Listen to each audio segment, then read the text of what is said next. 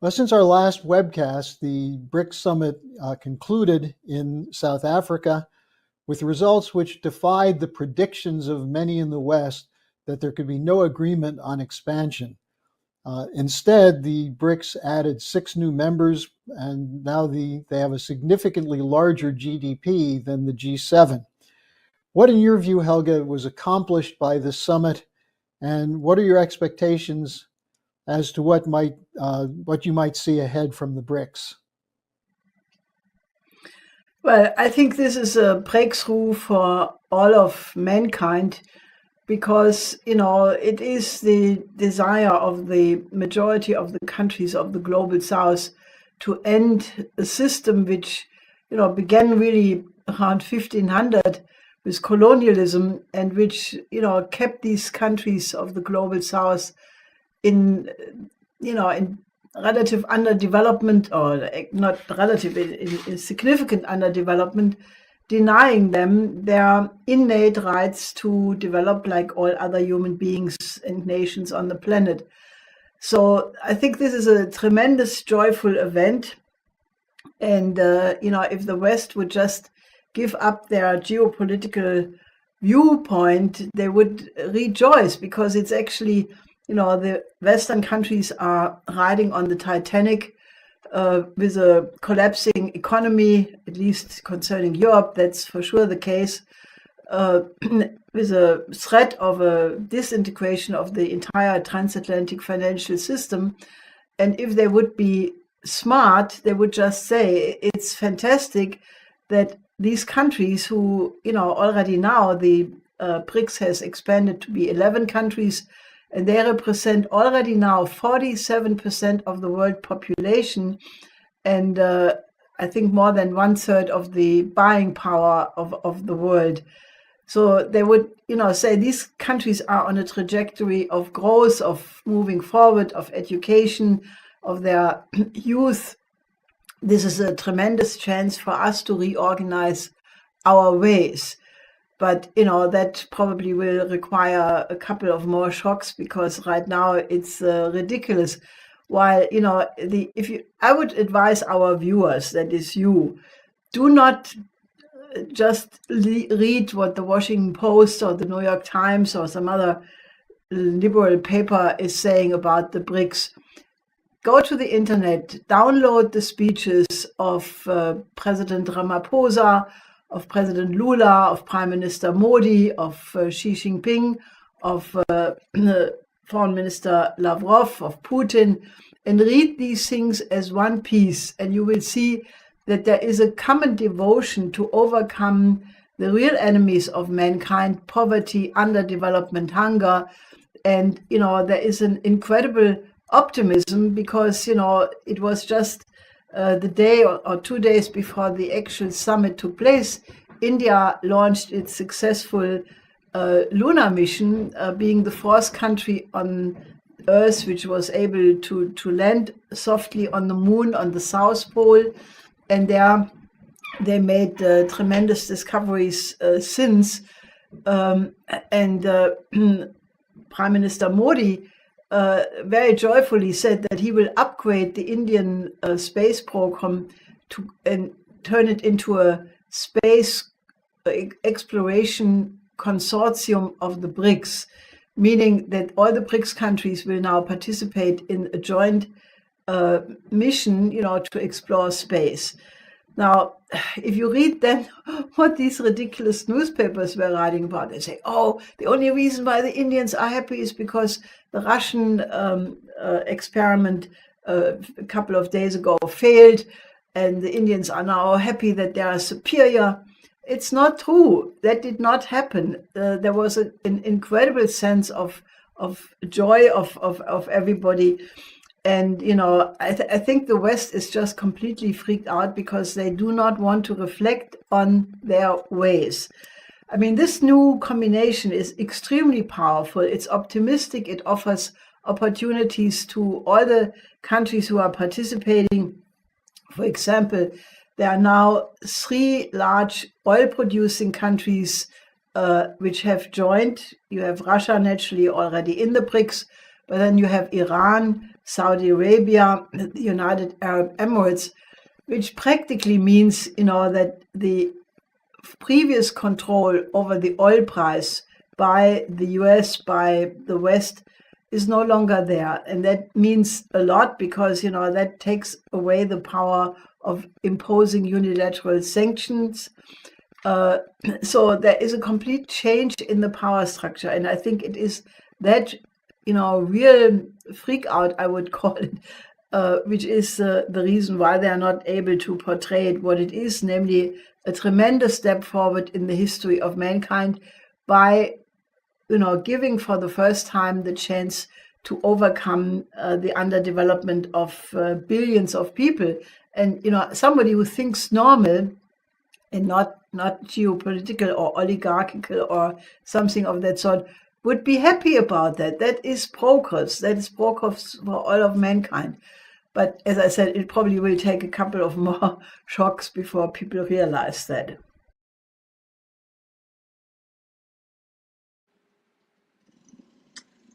Good afternoon. Welcome all. My name is Kynan Thistlethwaite. Together with my co-moderator, Jose Vega, we're happy to present to you today's Manhattan Project meeting for Saturday, September 2nd. You just heard from Helga LaRouche, chairwoman of the International Schiller Institute. The Schiller Institute has just released a petition entitled Appeal to the Citizens of the Global North. We must support the construction of a new just world economic order. We began circulating that appeal just as the 15th conference of the BRICS nations convened in Johannesburg, South Africa. Hundreds have already signed, and thousands more should circulate it. Together with that petition, the LaRouche organization is preparing and has prepared actually a package to accompany it. The package contains several documents, including the appeal itself, the LaRouche plan for 1.5 billion new productive jobs, and if you could show that, yes, and that actually addresses, among other things, the real origin of what's misnamed as the global immigration crisis. The second document is written by Lyndon LaRouche himself, how the International Development Bank will work. And that was in 1975 that he wrote that. And it's still today, actually, the best written formulation as to the intent that must inform a lending institution, such as the BRICS New Development Bank. And finally, Helga LaRouche's 10 principles for a new international strategic and development architecture. That's the final document in that package. As Helga just described, the recent BRICS summit provides a way out for the United States and the rest of the transatlantic world. But beyond simply joining that process, the physical economic ideas of the economist Lyndon LaRouche and his wife must dominate the discussion between citizens of all nations so that people can learn to think clearly and economically so that this crisis can end. So with that, I'd like to introduce our first guest for today, I guess familiar to everyone here, Harley Schlanger, who will be giving us a briefing on the current situation. So welcome, Harley. Thank you, Kynan. Thank you very much. This is indeed a moment of tremendous optimism, and my topic for today is going to be who's afraid of the BRICS and why? Now, I'll answer that very quickly. It's the City of London and the interconnected network of corporate cartels from finance and banking, from insurance, from investment firms, trading firms like BlackRock, Vanguard, raw material cartels, big pharma, and so on. It's these institutions that have made their corporate executives wealthy due to the control of international trade and credit by international institutions under their control. These are the private banks that control central banks, that run the International Monetary Fund, the World Bank, the World Trade Organization. And by controlling trade and credit, they're able to assert their domination over the world. At least they have been able to do that. And that's what the issue is today. the neo-imperial system or neo-colonial system they set up, what the sad-faced Secretary of State of the United States, Blinken, calls the rules-based order, which is backed by US and NATO military force, has been based on the systemic predatory looting of the poorer countries in the world. They've been given their political freedom, so to speak, but not economic freedom.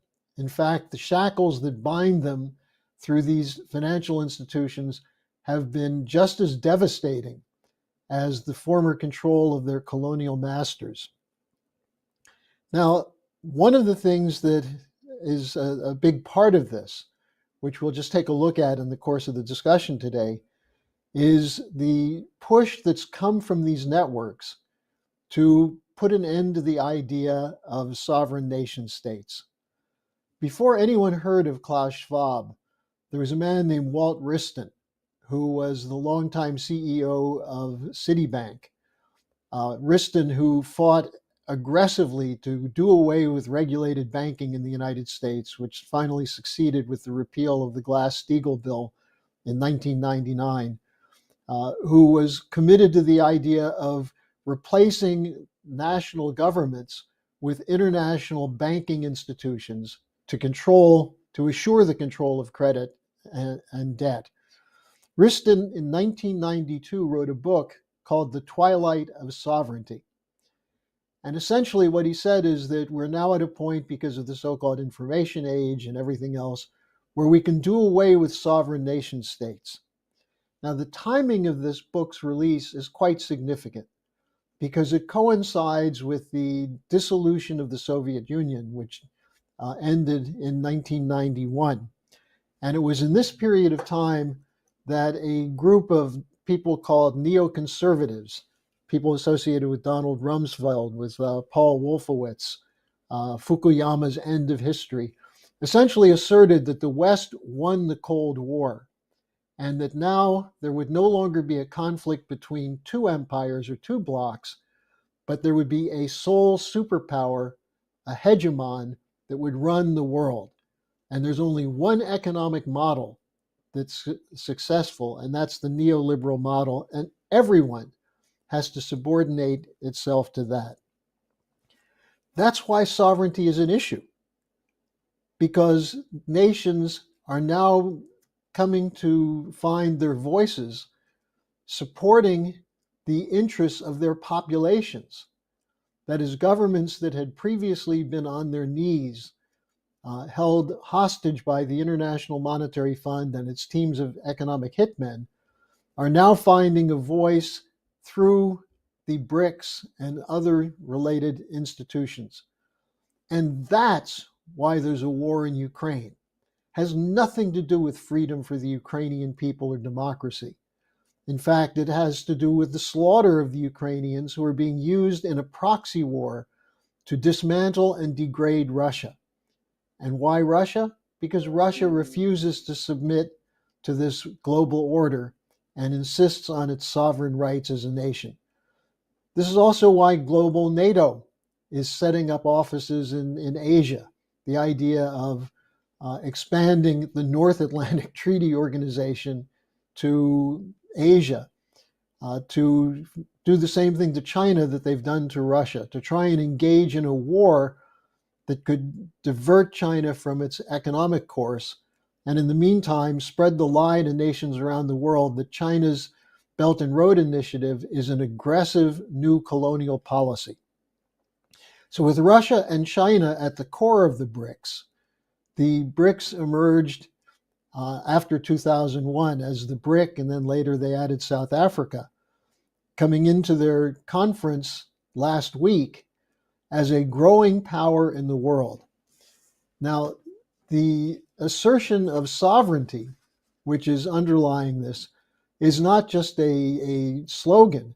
It actually has to do with the question of taking control of their raw materials and credit policy, and I'll get to that in a moment. But I want to just give you a sense of some of what's coming out of this, which you won't read about in your local newspaper. You won't see it on CNN or Fox or any of these programs. You won't hear about it from people running for president in the United States. When was the last time any of them raised the question of the BRICS? I think Robert F. Kennedy Jr. has talked about it. But other than that, there's a cone of silence over it. Well, I want to read you some quotes from the president of Bolivia, Luis Arce, that he made after the BRICS summit when he made the commitment to make Bolivia a member of the BRICS. Here's what he said. He said, "The BRICS is a historic milestone in human history because it allows nations to access international markets without having to compromise their dignity and without political conditions, sanctions, or militaristic intimidation." Very straightforward statement. Now, Bolivia is a nation of 12 million people. It's ranked 96th in the world in GDP. And yet, the president of Bolivia proudly stands with other nations of the global south saying, "We will not be subordinate to your institutions any longer." One of the things he said in that speech was that Bolivia, which has one of the largest lithium reserves in the world, and as you know, lithium is very important in the coming so-called electrical revolution, batteries and so on. But he said that they need strategic partners who will finance and invest in the technology so that Bolivia can, quote, industrialize this resource in a sovereign manner. So that's the kind of discussion that's been going on after this BRICS summit. Now, I'll give you another example of one of the more vocal people in promoting this new economic policy. President Lula of Brazil, whose longtime associate Dilma Rousseff is the head of the New Development Bank of the BRICS. Now, Lula, right after the summit in South Africa, made the following statement. He said, 20 years ago, we, Brazil and Africa, were called third world countries. After the BRICS meeting in Johannesburg, we're no longer called third worldized, we're called the global south. What does it show? It shows quite simply that the countries of the south decided to organize themselves. And we decided that we no longer accept being treated as insignificant. We don't have the right to remain poor, he added. Now, Lula is among those who have been most vocal in discussing how credit can be used to transform a nation. One of the examples that's very clear coming out of the summit is the Indian space program, which I think Dennis will have more on in his presentation. But Lula then issued a statement the other day in Brazil, which was really quite striking in terms of this discussion of credit. If we can put that up on the screen, please, Jose. What he said is that the problem has been that there's the insistence that Africa must pay the debts they owe, even if they don't have the means to do that. He said, instead, we should make a deal and turn this debt on the African continent into money to invest in development instead of paying for it. So he went on to say that the potential for growth, despite the poverty in Africa, the potential for growth on the African continent, whether from an agricultural point of view or from the point of view of investment in industry, is very great because there is everything there to do. What is the African continent's problem? He went on to say. It's that almost every country owes the IMF almost $800 billion, and the amount of interest they pay prevents them from making any other investments. As you should know, under the International Monetary Fund policy, debt payments come first. So he went on to say, that's why I came up with the idea that the right thing to do would be for the rich countries to ensure that their debts to the IMF be converted into infrastructure projects so they can start growing and at some point be able to pay off the debt. In other words, we need to give them a chance. Now, this is very interesting. especially for those who have been reading the literature of Lyndon LaRouche and his writings over the years, because this is Lula's version of a Hamiltonian national credit and economic policy, named after Alexander Hamilton, the first Treasury Secretary of the United States, who worked very closely with Ben Franklin during the drafting of the Constitution. You may know of the Federalist Papers, which he was one of the co-authors. But he actually, as Treasury Secretary, developed an economic means by which the United States, as a new nation, could pay off its Revolutionary War debt by turning debt into credit. Now, this is not some magical system like turning straw into gold, but Hamilton had an idea that, which he said is, we need to make the debt a national blessing. How do we do that? He consolidated all the debt. Then there were bonds issued to pay off the old debt. That is, they raised money that was based on the payment of the old debt, and they used that credit to invest in industry and manufacture and in infrastructure in particular, and in agriculture. In other words, they invested it. They didn't borrow more money to pay the old debt. They borrowed the money to build the nation. And Hamilton, among other things, had a report on manufacturers where he spoke about the importance of increasing the productive capability of every worker employed, whether they're in agriculture, infrastructure, or industry. Now, the key for Hamilton is that borrowing is not the problem. He said we can make the debt a national blessing. How do you do that? It depends on what you do with credit. If you use the credit to pay off your old creditors, especially given the interest that was being charged, you never get out of debt. In fact, you get deeper in debt. As many people in the United States and Western Europe now realize, with the interest rates going up when it comes to home ownership, automobile ownership, just paying for medical expenses and everything else, the more you use your credit card, the harder it is to ever get out of debt. But what Hamilton said is that by borrowing money against the old debt, you eventually will have the ability to allow trade, agriculture, and infrastructure to flourish. That the new value that will be produced by this will promote the powers of labor, of industry, and the arts of every kind. That was the Hamiltonian system. And you know what? It worked. They paid off the debt of the United States by making the American colonies into a nation with productive capabilities in physical, economic progress and growth. That was the American system, the system that was what made the United States a power in the world. Now, that brings us to the beginning, what I raised in the beginning, the City of London. That's what the City of London tried to stop in 1770s by sending troops to the American colonies to put down the rebellion. It was not just to collect taxes. It was to keep America from having any kind of internal development policy, just like the IMF and the global banksters today. The British policy was that the subordination of science and technology and industry would keep America as a colony, which would send cotton to the British mills, would send other kinds of raw materials, furs, and so on.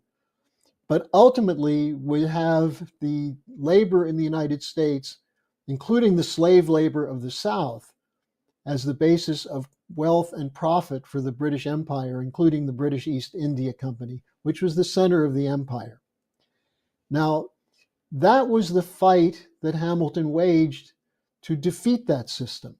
And that's how the American system came into being, with the idea that we use the resources that we have, including especially developing the labor force and agricultural capability that we have, and to cheapen the cost of production through investment in infrastructure that will, in the short term, increase the debt, but in the long term, by the value added from the productive processes, will not only enable you to pay off the debt, but to continue the process of investment for consistent advances in science and technology being brought into industry. Now, this is what the British have tried to stop throughout the history of the United States, and they were unsuccessful because of presidents like Lincoln, Franklin Roosevelt, and more recently John Kennedy. But in order to try to keep the United States under control, after World War I and Versailles, an institution was set up in London called the Royal Institute of International Affairs, which is also known as Chatham House, where it has its headquarters. This was designed to assert continued British control over international trade, even though the British suffered terribly from the effects of World War I, which of course was organized by the British elites, the Knights of the Round Table, the Fabian Society, and others, who used the war to try to suppress development in Europe, especially in France, Germany, and Russia, and to enhance the power of British Sea, the Navy, and trade. As part of what they did in setting up the Royal Institute was they set up the Council on Foreign Relations the next year. The Royal Institute was in 1920, during the period where Versailles was still being worked out. In 1921, the Council on Foreign Relations was set up. Now, I'm bringing this up because there's an absolutely crucial article, op-ed, which appeared in the Financial Times on August 29th, which gets to this question of who fears the BRICS and why. It's an op-ed written by Bronwyn Maddox, who's the chief executive officer of the RIIA and Chatham House. And it sounds an alarm for the British and the rest of the world about allegedly their concern that Donald Trump will come back as president of the United States in 2024. And what the op-ed was titled, "U.S. Allies Need to Wake Up to the Trump Question." And what she says is that the fact that Trump is leading in the polls, and in fact is able to make money from Americans from the selling of the mugshot from the Georgia case, ought to be a wake-up call. She said, this should prompt a foreign policy rethink for the UK and its allies. Now, she goes on to say, British foreign policy, like that in much of Europe and many democracies beyond, is based on the presumption that the US, in some sense, always remains the same. Its presidents, its policies, its wars of choice come and go.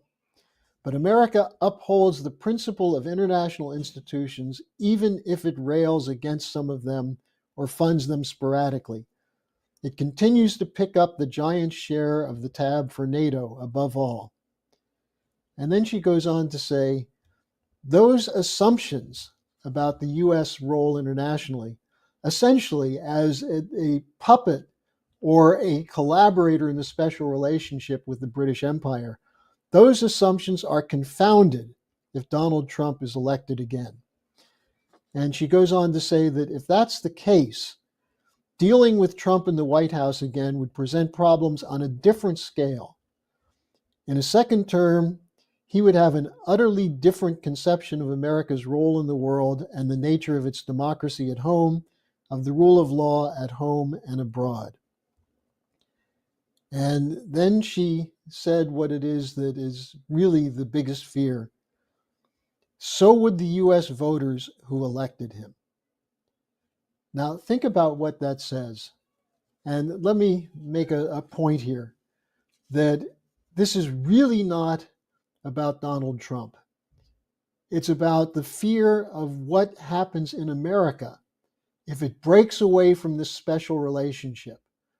If the American voters decide that carrying out wars such as Ukraine, a possible war against China, sending American troops all over the world, including into Africa, including into various countries in Asia and South America, to defend what? To defend the network of corporate cartels to defend the banks and the financial institutions that profit from them. That what happens if America decides that's not in our national interest? Now, this is not necessarily what Donald Trump would say, but the fact is they're using Trump in a sense as a metaphor for what Lyndon LaRouche referred to as the American reflex, the American system reflex. That when push comes to shove, the American population may respond slowly, but its belief in justice, its belief in a fair deal, its belief in its Constitution will cause the American people to rally for a higher cause. Now, we've seen that beaten down terribly in the last 30 to 40 years. The willingness to tolerate injustice, the willingness to allow someone like George W. Bush and his henchmen, the Cheneys, the Rumsfeld, and others, to go to war based on lies, to slaughter people in Iraq, under the Obama administration, to destroy the nation of Libya, to try to destroy Syria, to support a coup that depended on neo-Nazi militia in Ukraine to throw out the pro-Russian democratically elected government. Americans have watched this happen, maybe didn't know much about it because of the lies in the media, but didn't have the courage to ask questions about why are we sending our sons and daughters to die in Afghanistan, to die in Iraq, to kill people in many countries in Africa that we don't even know exist. Now, that has caused a demoralization, which is somewhat covered for by the money that's come in from this imperial policy that trickles down to at least a portion of the population. But now, under the last several governments, especially under the Obama administration and now under Biden, the population is becoming poorer. The ability to feed families in America is a big strain. Home ownership is becoming a lost dream. People are living under bridges, living in cars. The system as a whole is breaking down. And under these circumstances, the question then is, what leadership can rally this reflex which says we're not going to tolerate this, in the same way we're seeing leaders such as Lula and President Arce of Bolivia and Ramaphosa in South Africa say we're not going to tolerate this any longer. And that's what the City of London fears. With good leadership, the American people have responded to crises as they did under Lincoln, which we not only won the Civil War and saved the nation, which was under attack not just by Southern planters, but by the British Empire. Under Franklin Roosevelt, again, we defeated the Nazis in collaboration with the Soviet Union. And each of those cases, and several others, the United States was opposed to the idea of colonies, because that was our national heritage. Our tradition was that we were an anti-colonial nation. Now, for those of you who don't know this history, I'll just refer very briefly to two moments in the 1950s, actually three moments. One in 1954, when John Kennedy stood up in the US Senate and gave a very powerful speech against US involvement in Vietnam. That's right, in 1954, as the French were about to be defeated at Dien Bien Phu and driven out of Vietnam, Kennedy stood up and said the United States should not support the French colonial policy. 3 years later, he gave a similar speech on Algeria, at a point at which Algeria was involved in an anti-colonial war to throw out the French. Now, the other 1950s example of this was when Dwight Eisenhower told the British, the French, and the Israelis to stop their attack on Egypt over the Suez Canal. And he warned them to get out or they would come under fire from the United States. Again, the United States siding with the developing sector against the policies of the empire. That's the American reflex. That's how we should be responding to the tremendous opportunities presented by the emergence of the BRICS. When countries say, let us use our resources to develop the standard of living for our own people, help us with that. Who's doing that today? Is it the United States? Is it Britain? No. Is it France? France is getting their butts kicked out of Africa and the whole of the West African continent because they're looters, they're predators. No, it's the Chinese who are going in, building infrastructure, power plants, roads and highways and high-speed rail systems. It's the Russians who are building nuclear power plants in Africa. It's not the Americans. It's not the British. We're on the other side. That is, our governments are on the other side because they're under the control of the corporate cartels that depend on the loot from the poorest countries in the world so they can have their 6 houses and Lamborghinis and their private jets.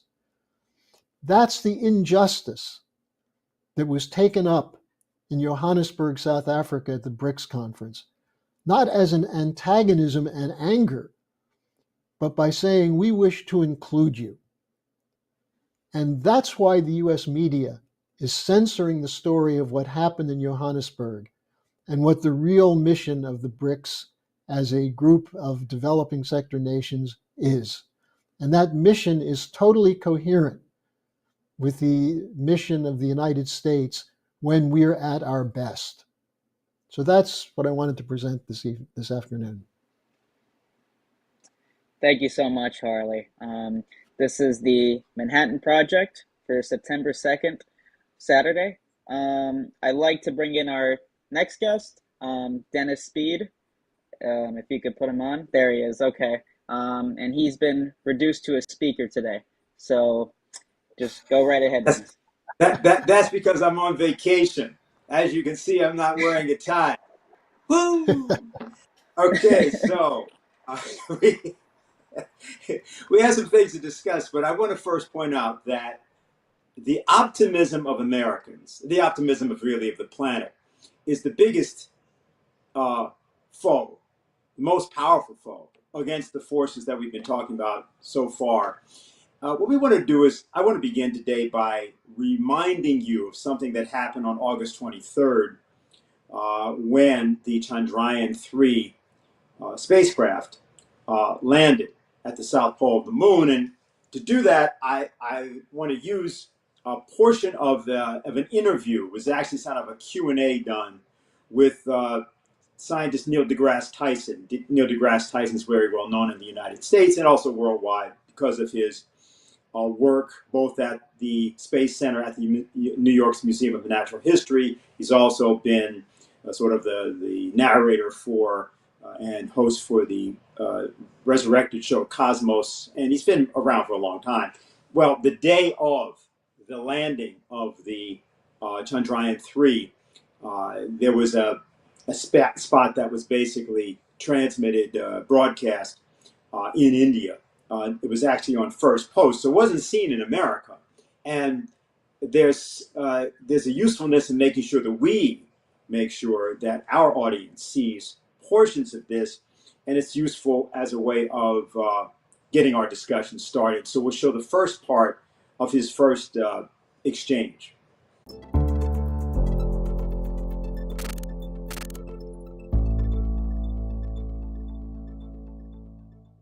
I see two major milestones here. One is that there are now 4 countries who have safely and softly landed on the moon, from Russia, the Soviet Union, the United States, China, and now India. I like it when the whole world participates in things and not just one country or another.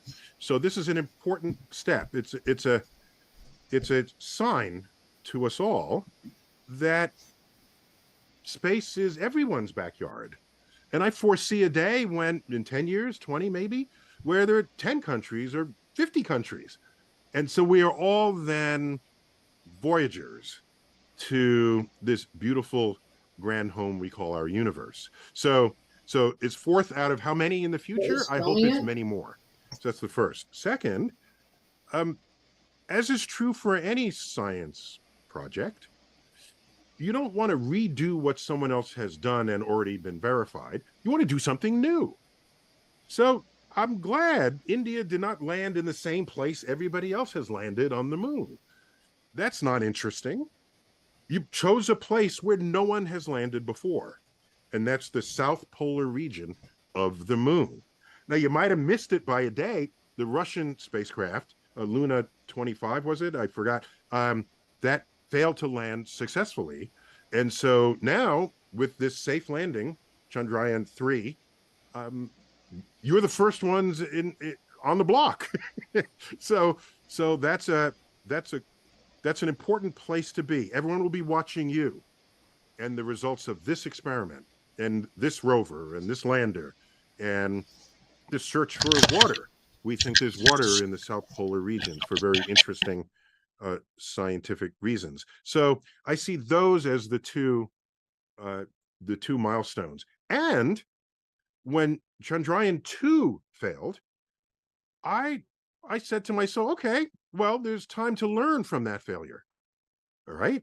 Nothing wrong with failing when you're doing something no one has done before. You expect failure. So you need to train the audience to recognize that, okay, we learned from that. And we make adjustments for the next mission so that those same mistakes are not made. If you make the same mistakes, no excuse. I want to start from that last point because this is critical to understand about what has happened for humanity as a result of what India has done. We're beginning a process in humanity of becoming nearly civilized. Another scientist, Michio Kaku, pointed out that you're not really talking about civilization, even at its first stage, until the human race is able to travel around the entire solar system. That's stage one. Stage two would be when the human race is able to travel around a galaxy, the Milky Way, for example. Stage three of civilization is when you can travel between galaxies. And until you have reached at least stage one, you're not really civilized, not as a human race. And that, of course, is the only form of civilization there is, where there's only one human race. That's what we are. Contrary to a lot of hopefully less popular beliefs about race and ethnicity and differences that have plagued mankind in its barbaric state. But he said something at the end there, and he talked about Chandrayaan 2. This was a mission from 2019 when India attempted to make a soft landing and failed. And there was a tremendous sort of disappointment about it, but not really among scientists who recognized exactly what Neil deGrasse Tyson just said. But the same thing is true of human economic development for human economy. And there's a difference between the economy that's generally practiced in the earth today and human economy. Human economy is something that was founded as an actual system between 1776 and 1783 by the American Revolution. And now it didn't become codified, institutionalized, and actually fully successful until after that. And it was Hamilton's reports, the 4 reports that he wrote as the first Secretary of Treasury of the United States, that established if you will, the program for the beginning implementation of human economy. His program on the national bank, on credit, and on manufacturers in particular, which discussed the idea that technological progress was the way that you were going to end slavery. You know, a lot of people talk a lot about this issue of the founders and whether they were for slavery or not. The question was, how would you abolish it? It's not just a question of telling somebody you is free, as was in fact found out in the South in 1865, when many of the enslaved people found themselves essentially back in that circumstance almost instantly because they had nowhere to go, they had no skills, and there was nothing provided in any way for them to be able to actually assimilate into the society as a whole. So sharecropping and other forms of neo-slavery resulted. But the reason for that was the abortion of the Reconstruction plans of Abraham Lincoln. Abraham Lincoln and his associates planned a United States that was going to have a population of 500 million people by 1900.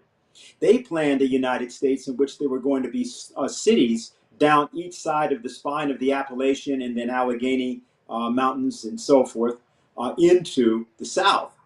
And speeches were given in places like New Orleans in 1867 by people like Congressman William Kelly, describing that there would be cities all along the Mississippi River that would dwarf the city of Florence, Italy, the great city of the Renaissance. That was their plan. We still haven't reached anywhere near that number of people. They saw people as being essential to wealth, and there was a reason for that. I mentioned this idea of human economy, and I want to reference here to give us an idea of what we mean and to show you what the space program has to do with that. In 1975, the economist Lyndon LaRouche wrote a document called How the International Development Bank Would Work. He was proposing a way to have an alternative to the International Monetary Fund and the World Bank, or let's say today's World Economic Forum, all of which are predatory institutions. They may not have been instituted to be that, but that's what they are. And in talking about his design for a bank, Lyndon LaRouche had the following to say, and I think we'll put this up on the screen for you. He said, if, as is necessary for global development, the developing nations, Africa, Asia, and South America in particular, exploit their petroleum, natural gas, coal, and mineral raw materials resources to the extent required for industrial expansion in both the industrialized and developing sectors, how shall we determine both the price of those resources, price of oil, gas, and so on, and the compensation for the implied depletion of such assets? Because, of course, in poor countries, they have nothing, and so there's a greater cost than simply the extraction of a material. Here was his answer. Without a brute force commitment to development of CTR technology, what is that? I'll tell you in a moment. There is no price level or forward depletion compensation which could be considered equitable. Now, controlled thermonuclear reactions technology, that's what CTR stood for. And the idea of what Lyndon LaRouche was talking about was the most advanced technologies that were then known, that were only at that time being preliminarily explored, and they were the technologies of thermonuclear fusion, not thermonuclear fission, the technology that was the atomic bomb, but the thermonuclear fusion, that which was used in the hydrogen bomb. But the idea was to see if you could actually confine that process, the same process that goes on in the sun, in a laboratory and then in an actual commercial reactor. Now that, many people have talked about that as being a dream that's always 40 years away. Well, it was 40 years away in 1975, and that would have meant 2015. It's always 40 years away because it's never being properly financed or worked on as a joint project by all of the nations of the world, in the same way that at one point at the end of his presidency, President John F. Kennedy proposed be done with the space program. We want to remember that in 1971, when he was inaugurated, President Kennedy talked about the idea that there should be a creative war against the common enemies of mankind: poverty, famine, disease, and war itself. And in that very first speech, the very first one he made as president, he was calling on a form of alliance among people. Neil deGrasse Tyson also hit that same theme at another part of that same interview, and we'll play you that excerpt now.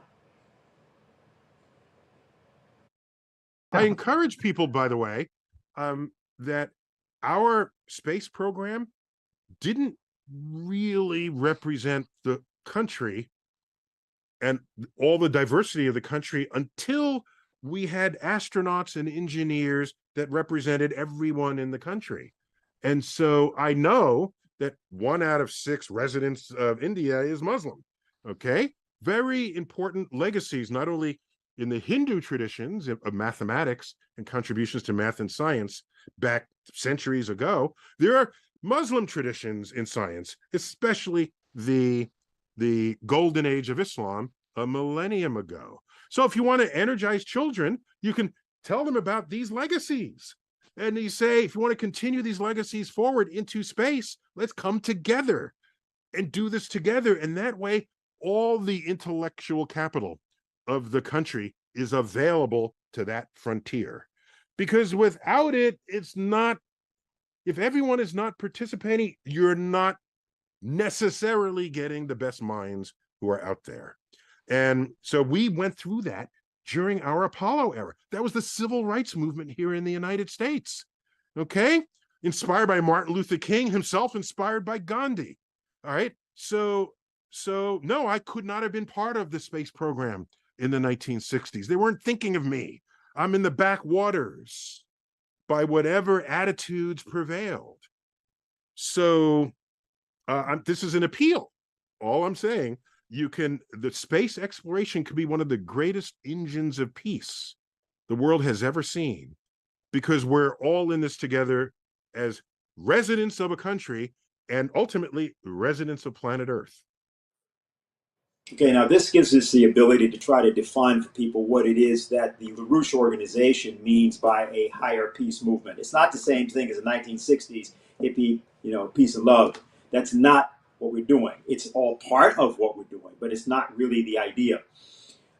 In 1985, reflecting on the capacities of India as a scientific power, a sleeping giant, as he called it, Lyndon LaRouche wrote a document, had a long title, but I actually want to simply, I'll give the title, but I want to get to something that he lays out in that piece that is important to our discussion today. The title was "The Implication of Tilak's Theses for the Scientific Potential of India Today." He was doing what Neil deGrasse Tyson just talked about, referring to a great thinker of India, unknown in general in the United States, but to whom, by India appealing to and reflecting on his work, they could see the scientific potential that stood in front of their nation. So this was written about 40 years ago, and we're going to split this up because you'll see how it applies directly to you and all of the people who are watching, particularly young people.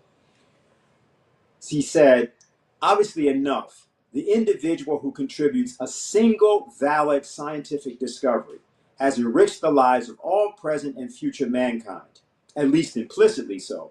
Even if that discovery is superseded and hence itself discarded among subsequent generations, this contribution to progress will form an essential part of the foundations for the discoveries by which it is superseded. Now, pause for a moment to reflect upon an implication of this. Whenever an individual contributes something new and good as a conception to his or her society, by so changing implicitly the behavior of the entire society, present and future, for the better, that individual has accomplished a universal action.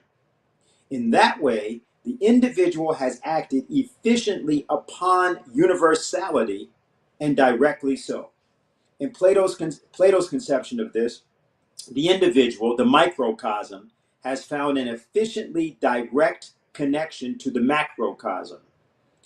In this instance, the individual merely reenacts, in the instance that the individual merely reenacts pre-existing conceptions, the individual is merely an object, acting according to such pre-existing conceptions. It is only when the individual acts to change the practice of his or her society for the better, whether by valid new discoveries or in some other action to the same effect, that the individual rises above the status of a mere object of history. Thus, the practical and the moral are united.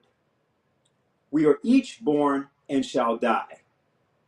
If, betwixt these two conditions, the individual acts merely according to the hedonistic principles of Thomas Hobbes, John Locke, David Hume, Adam Smith, Jeremy Bentham, and the utilitarians, Everything of importance respecting that individual's life goes with him into dust with his demise.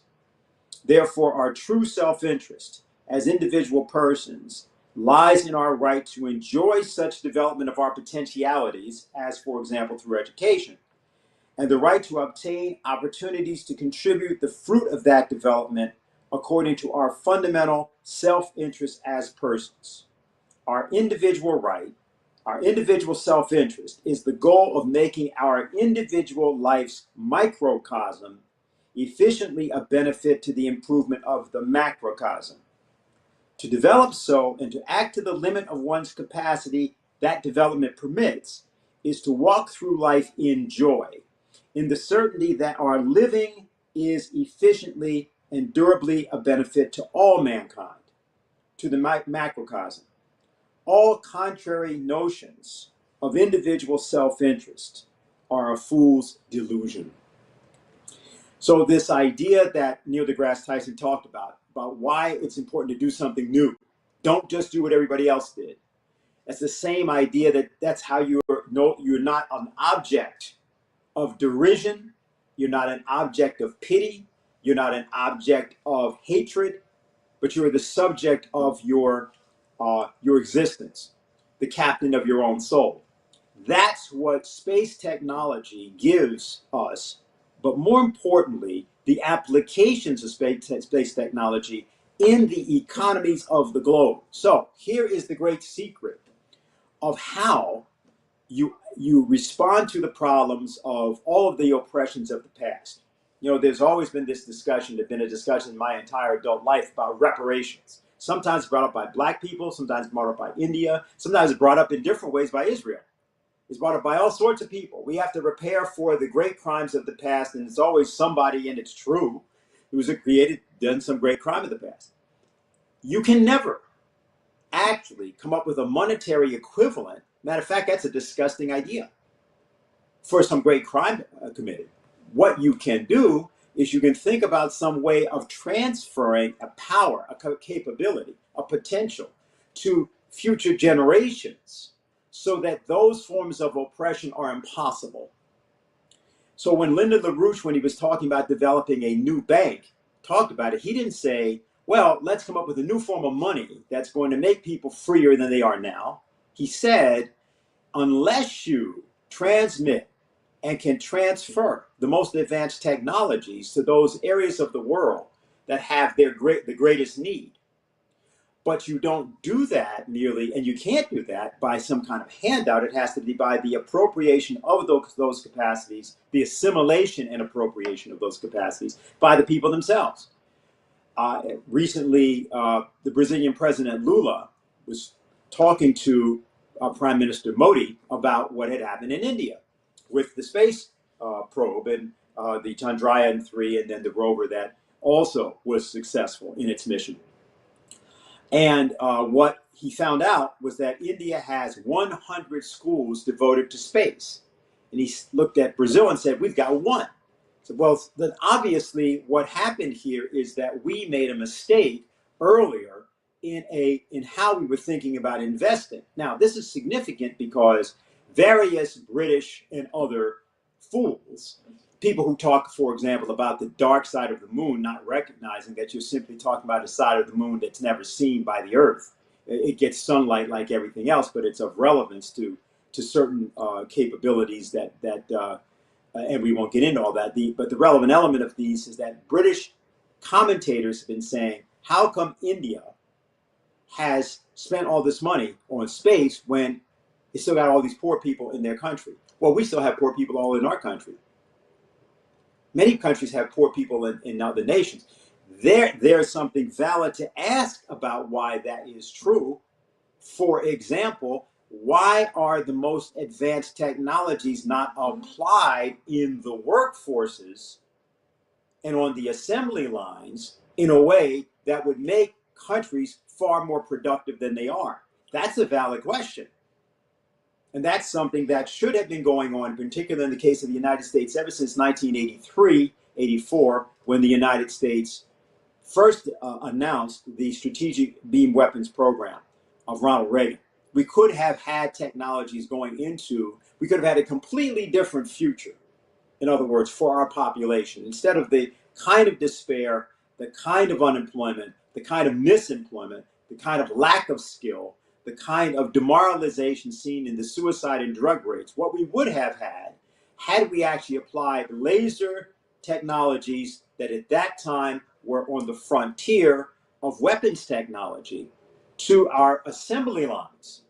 That was the actual proposal that Lyndon LaRouche made, both to the President of the United States, Ronald Reagan, and he also made in his own presidential run in 1984. Had that been done, then in fact, the United States would not only be in the forefront of thermonuclear fusion research, the space program, and have a fully healthy economy. The fact of the matter is that all of those problems that we're looking at the southern border of the United States, for example, or at other borders and in other nations, would have been significantly alleviated, because what we would have done is increase the value of labor in all of those countries, and the value and profitability in those countries that are sending people or find themselves unable to stop people from coming to the United States or to other countries. The same thing is true in Europe. Rather than the strategy that we see that is now underway, both in Ukraine as well now in Africa, particularly in Niger, where a war is about to be started, under the pretext of supposedly standing up for democracy. But the African nations, of course, have looked at that and have objected to it. Now, to understand something about what goes on as to how these negative ideas have impacted human progress, we'll return to another portion of deGrasse Tyson's discussion with the Indians, a portion that I don't think he would not have said this in an interview in the United States.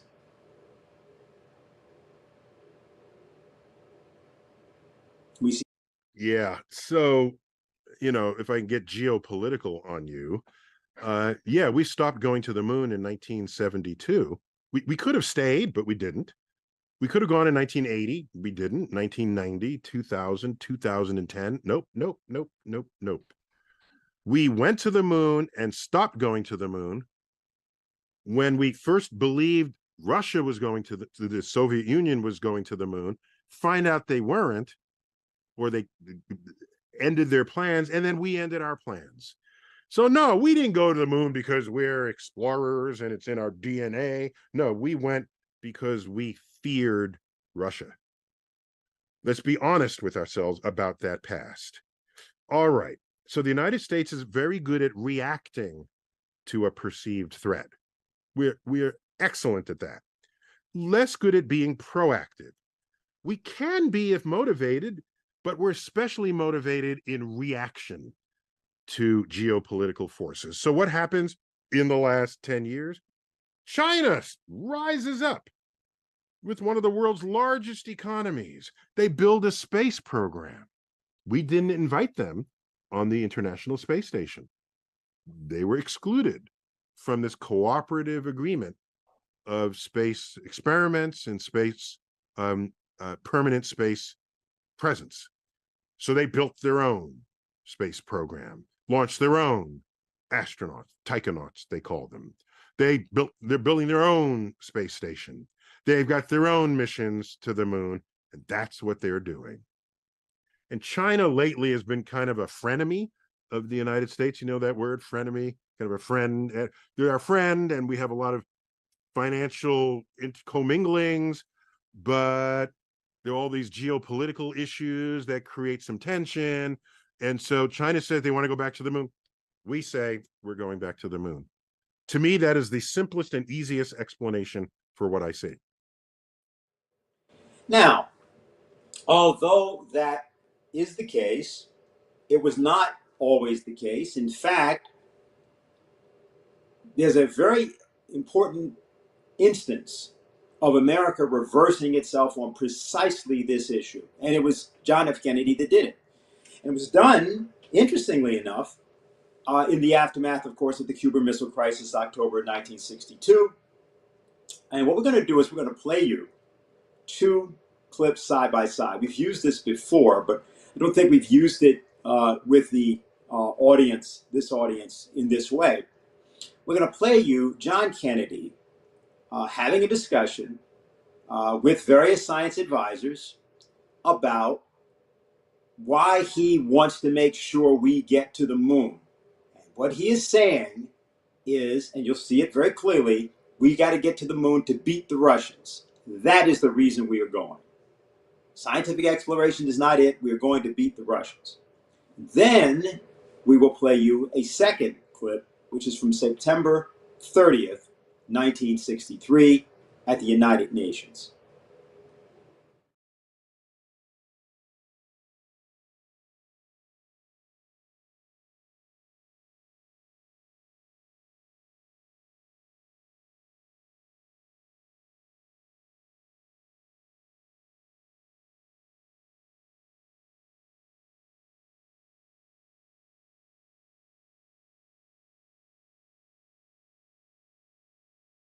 You put this program, I think this program is the top priority program of the agency? No, sir, I do not. I think it is one of the top priority programs, but I think it's very important to recognize here that as you had found what you could do with the rocket, as you found how you could get out beyond the Earth's atmosphere and into space and make measurements, several scientific disciplines that are very powerful have begun to converge on this area. Jim, I think it is the top priority. I think we ought to have that very clear. Some of these other programs can slip 6 months or 9 months and nothing particularly is going to happen. But this is important for political reasons, international political reasons, and for this is, whether we like it or not, in a sense, a race. If we get second to the moon, it's nice, but it's like being second anytime. So that if we're second by 6 months, because we didn't give it the kind of priority, then of course that'd be very serious. So I think we have to take the view this is the top priority. Number one, there are real unknowns as to whether man can live under the weightless condition and you will ever make the lunar landing. This is one kind of political vulnerability I'd like to avoid such a flat commitment to. I agree that we're interested in, but we can wait 6 months. But you have to use that information to Then you're saying, yeah, but only when that information directly applies to the program. Jim, I think we got to have that. Mr. President. We don't know a damn thing about the surface of the moon, and we're making the wildest guesses about how we're going to land on the moon. And we could get a terrible disaster from putting something down on the surface of the moon that's very different than we think it is. And the scientific programs that find us that information have to have the highest priority, but they are associated with the lunar program. The scientific programs that aren't associated with the lunar program can have any priority we please to give them. Now, the other thing is, I would certainly not favor spending $6 to $7 billion to find out about space. Why are we spending $7 million in getting fresh water from salt water when we're spending $7 billion to find out about space? But so obviously you wouldn't put it on that priority except for the defense implications. And the second point is the fact that the Soviet Union has made this a test of the system. So that's why we're doing it. So I think we've got to take the view that this is the key program, and the rest of it, we can find out about it, but there's a lot of things we want to find out about. But you see, when Cancer and everything else. when you talk about this, it's very hard to draw a line between what I think everything that we do ought to really be tied into getting onto the moon and ahead of the Russians. Why can't it be tied to preeminence in space, which are your own words? Because by God, we've been telling everybody we're preeminent in space. For 5 years, nobody believes it because they have the booster and the satellite. But I do think we ought to get it, really clear that the policy ought to be that this is the top priority program of the agency and one of the two, except for defense, the top priority of the United States government. I think that's the position we ought to take. Now, this may not change anything about that schedule, but at least we ought to be clear. Otherwise, we shouldn't be spending this kind of money because I'm not that interested in space. I think it's good. I think we ought to know about it. We're ready to spend reasonable amounts of money, but we're talking about these fantastic expenditures which wreck our budget and all these other domestic programs. And the only justification for it, in my opinion, to do it is because we hope to beat them and demonstrate that starting behind it we did by a couple of years. By God, we passed them. But I would say to the leaders of the Soviet Union and to their people that if either of our countries is to be fully secure, we need a much better weapon than the H-bomb, a weapon better than ballistic missiles or nuclear submarines, and that better weapon is peaceful cooperation. We have in recent years agreed on a limited test ban treaty, on an emergency communications link between our capitals, on a statement of principles for disarmament, on an increase in cultural exchange, on cooperation in outer space, on the peaceful exploration of the Antarctic, and on tempering last year's crisis over Cuba. I believe, therefore, that the Soviet Union and the United States, together with their allies, can achieve further agreements, agreements which spring from our mutual interest in avoiding mutual destruction. There can be no doubt about the agenda of further steps. We must continue to seek agreements on measures which prevent war by accident or miscalculation. We must continue to seek agreement on safeguards against surprise attack, including observation posts at key points. We must continue to seek agreement on further measures to curb the nuclear arms race by controlling the transfer of nuclear weapons, converting fissionable materials to peaceful purposes, and banning underground testing with adequate inspection and enforcement. We must continue to seek agreement on a freer flow of information and people from east to west and west to east. We must continue to seek agreement, encouraged by yesterday's affirmative response to this proposal by the Soviet Foreign Minister on an arrangement to keep weapons of mass destruction out of outer space. Let us get our negotiators back to the negotiating table to work out a practicable arrangement to this end. In these and other ways, let us move up the steep and difficult path towards comprehensive disarmament, securing mutual confidence through mutual verification, and building the institutions of peace as we dismantle the engines of war. We must not let failure to agree on all points delay agreements where agreement is possible. And we must not put forward proposals for propaganda purposes. Finally, in a field where the United States and the Soviet Union have a special capacity, in the field of space, there is room for new cooperation, for further joint efforts in the regulation and exploration of space. I include among these possibilities a joint expedition to the moon. Space offers no problems of sovereignty. By resolution of this Assembly, the members of the United Nations have forsworn any claim to territorial rights in outer space or on celestial bodies, and declared that international law and the United Nations Charter will apply. Why, therefore, should man's first flight to the moon be a matter of national competition? Why should the United States and the Soviet Union, in preparing for such expeditions, become involved in immense duplications of research, construction, and expenditure? Surely we should explore whether the scientists and astronauts of our two countries, indeed of all the world, cannot work together in the conquest of space, sending someday in this decade to the moon, not the representatives of a single nation, but the representatives of all of our countries.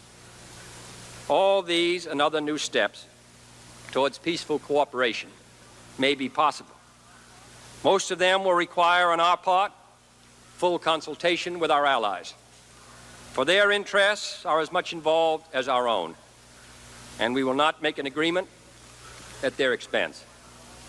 Most of them will require long and careful negotiation, and most of them will require a new approach to the Cold War, a desire not to bury one adversary, but to compete in a host of peaceful arenas, in ideas and production, and ultimately in service to all mankind. The contest will continue. The contest between those who see a monolithic world and those who believe in diversity. But it should be a contest in leadership and responsibility instead of destruction, a contest in achievement instead of intimidation.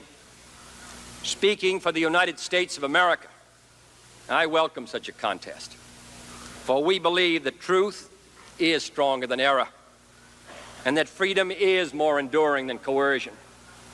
And in the contest for a better life, all the world can be a winner. So, what changed Kennedy between November of 1962 and September of 1963? Maybe the same thing that changed Nikita Khrushchev between October of 1963 and November of 1963. Because when he first heard this proposal from Kennedy, Khrushchev said, "Oh, no way we're doing this." He and his military jointly agreed.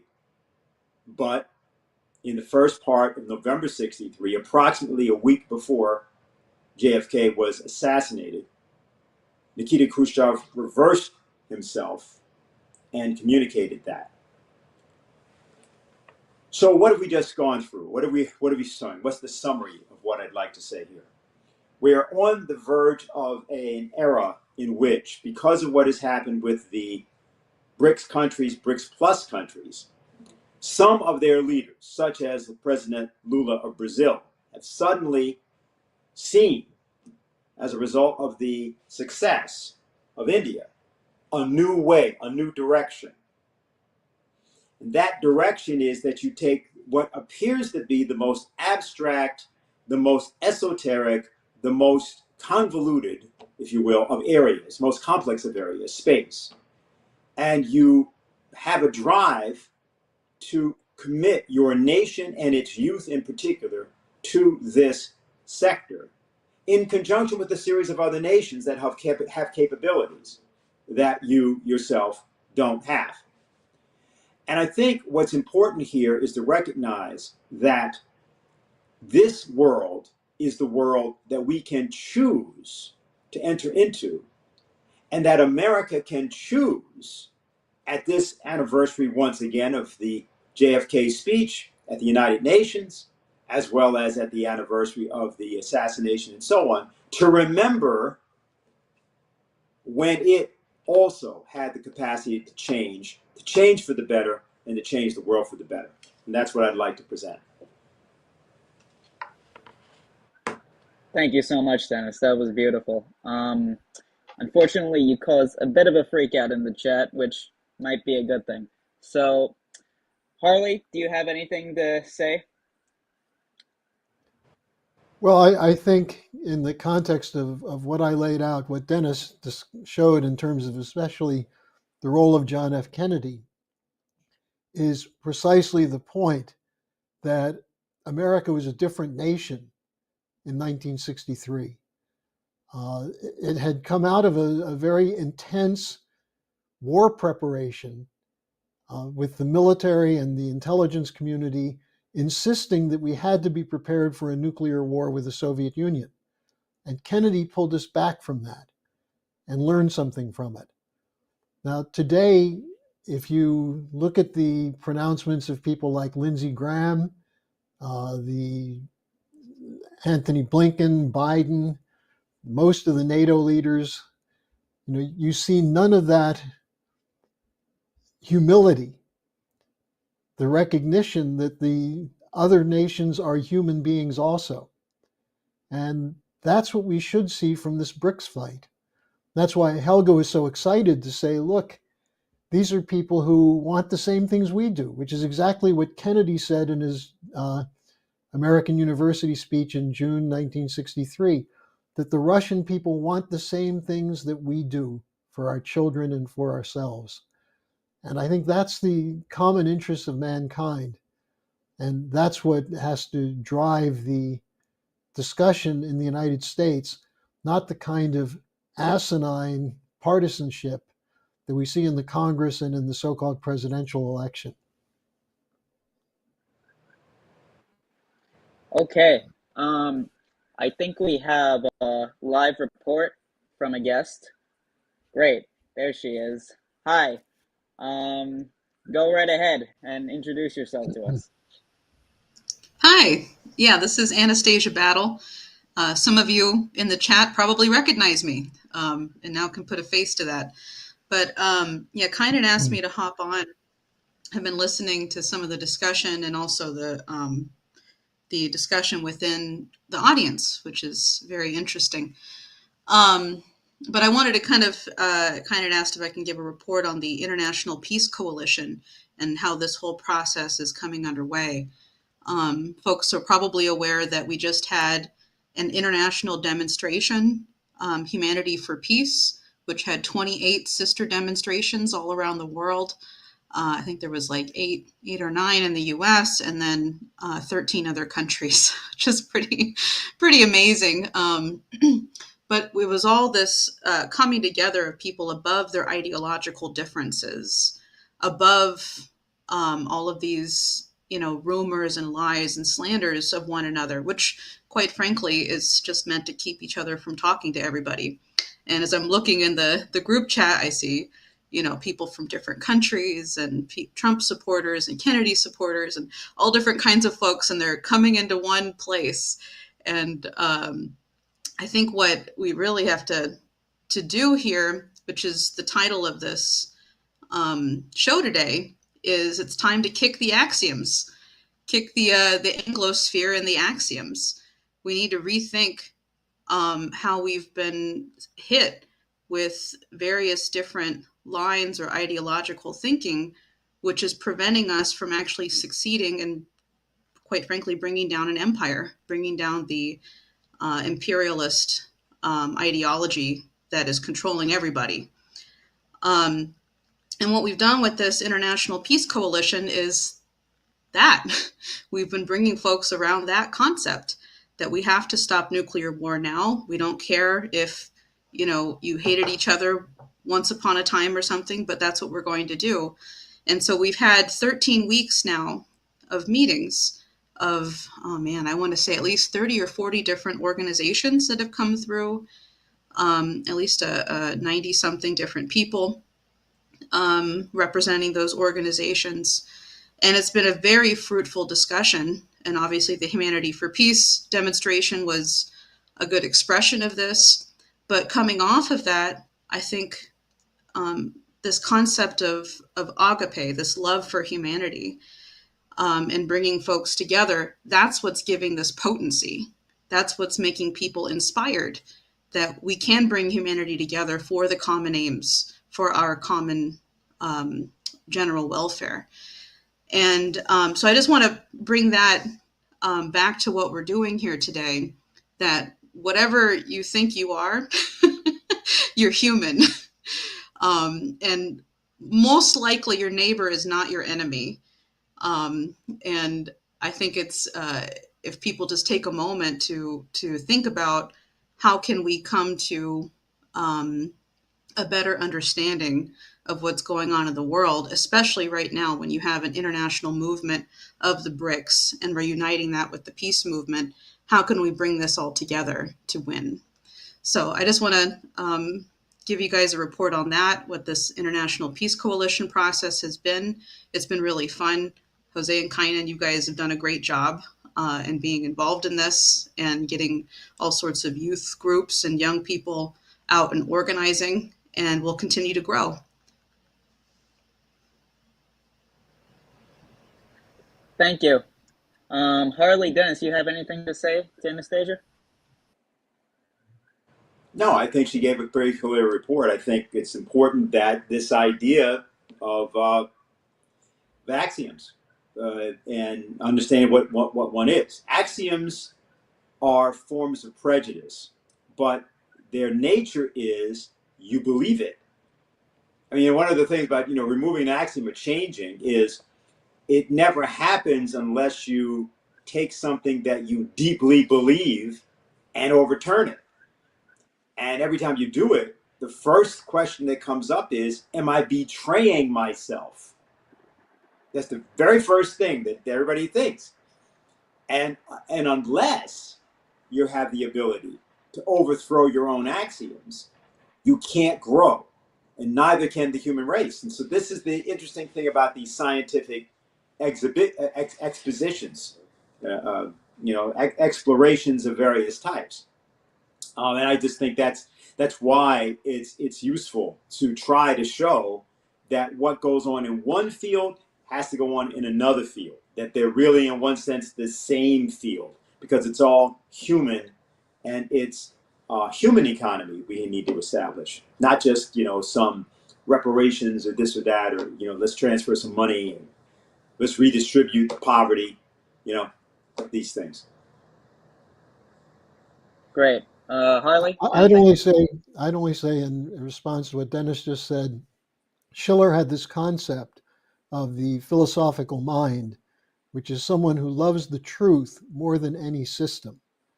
And what we see is the problem of what Schiller called the bread scholar, where someone makes his name for sticking to a system.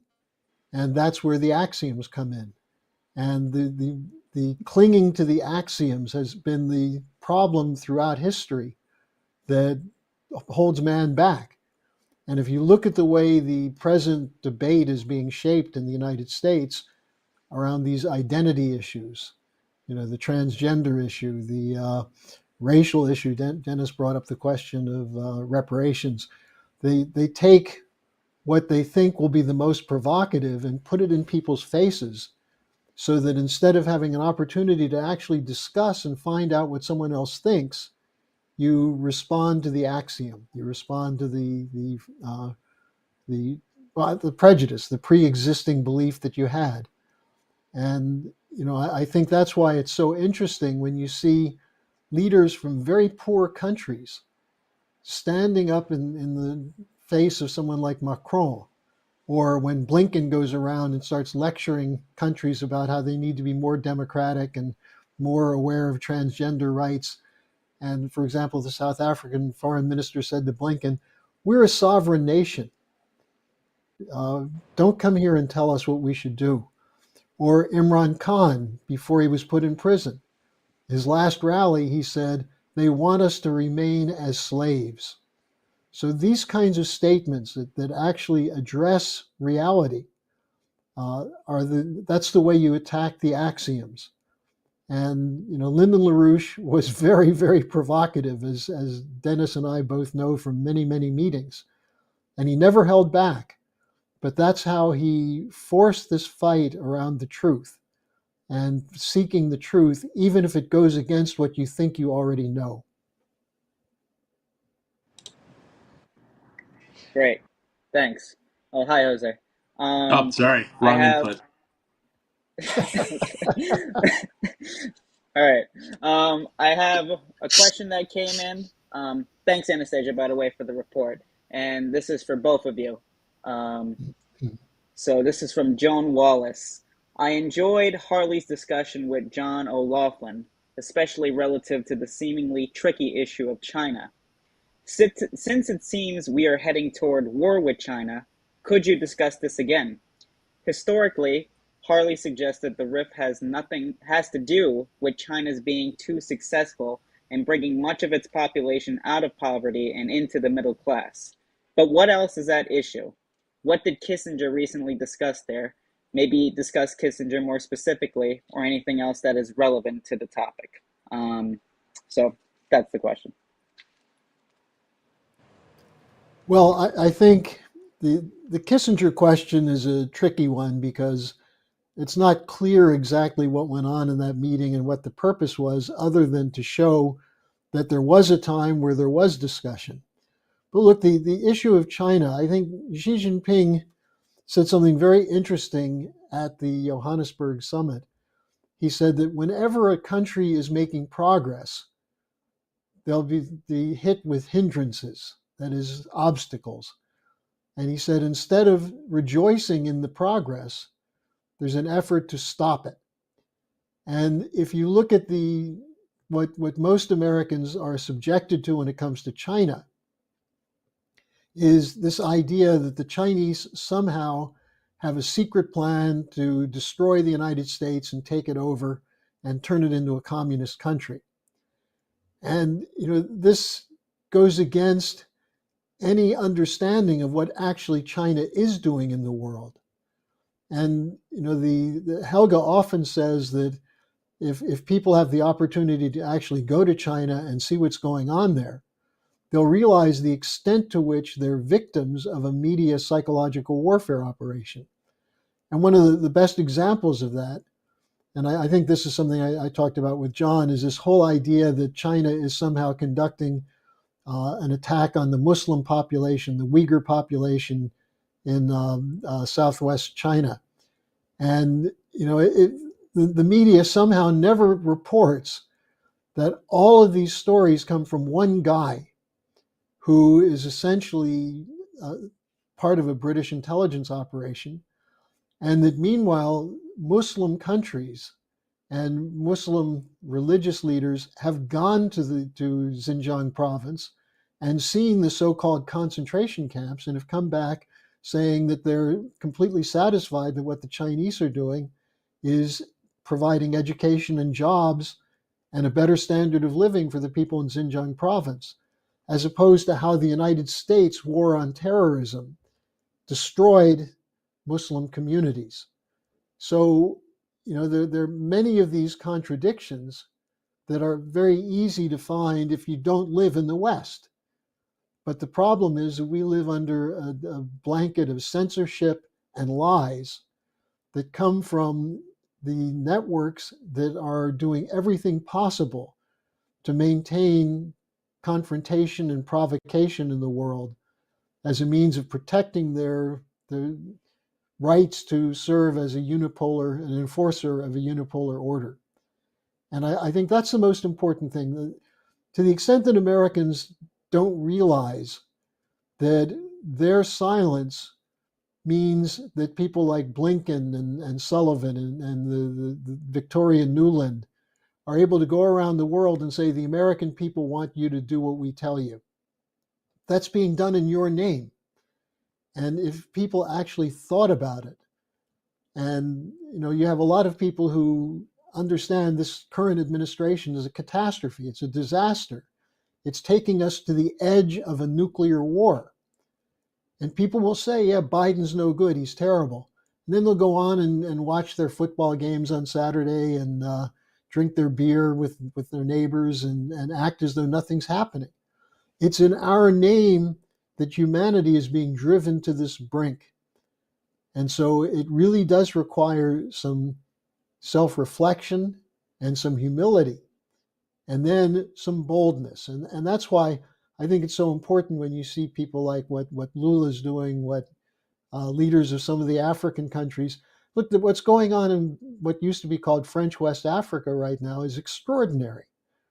It's an uprising of people who have almost nothing, but who are saying, we don't want you here anymore. If you're going to treat us like this, get out. And that self-assertion is the kind of honest courage that should be embraced by every single American. And unfortunately, all we hear about is military coups. Military coups are okay when they overthrow the bad guys, but when they get rid of the imperial oppressors, they're unacceptable. And so again, it's a question of thinking from the standpoint of getting above the axioms and developing a universal conception of the actual responsibility and nature of human beings. Okay. Dennis? I think that's fine. Let's go to whatever other questions we have. Sure. We do have one question from the chat. This is by Krista Lees. It's not terribly clear. Do the BRICS members need to build military? He's essentially asking if the BRICS members need to build up their military and strengthen their alliance within each other to counter Western espionage and regime change attempts. I'll take a stab at that. I think the BRICS need to do exactly what Lula's talking about, 100 space schools. That's the best military response you could have right now. And I mean that. note that what has been happening to Russia, for example, is that there's been an attempt to loot Russia by forcing the Ukraine war to now be extended, including extended at least until November of 2024, this being pretty much publicly acknowledged. Now, of course, that will mean several tens of thousands of Ukrainians will have to die, at least, maybe a lot more. But as Bertrand Russell once said, the situation may be disgusting, but what of it? And that is the way to understand the nature of these wars. These are population wars. These are not wars with a purpose other than war. It's war as a form of diplomacy. So you've entered an age, it's not really that it's new, you're sort of reverting to, if Tony Blair were to have his way, a kind of pre-Westphalian condition. The kind of thing that the BRICS countries could do would be which would be a military deployment, would be a series of, if you will, maybe comedy nights done in a series of African nations where Tony Blair International presently resides, in which there were skits done on British imperialism and British racism, especially of the liberal variety. Now that would quickly get at what the next step is intended to be in at least 12 to 15 African nations where Tony Blair International presently operates. It's not that Blair's that significant. Blair's simply a kind of limp extension of the British imperial process. And this is where the actual military problem is. It's in the mind. It's the strategic flank in the mind. Now, the reason that this is significant is that this doesn't have to cost a lot of money, but it will cost a lot of axioms. It will cost, for example, the Nigerians would have to talk rather seriously and rather satirically about their new ambassador to Nigeria, for whom they just did a very large ceremony. It's sort of not important to go through that right here.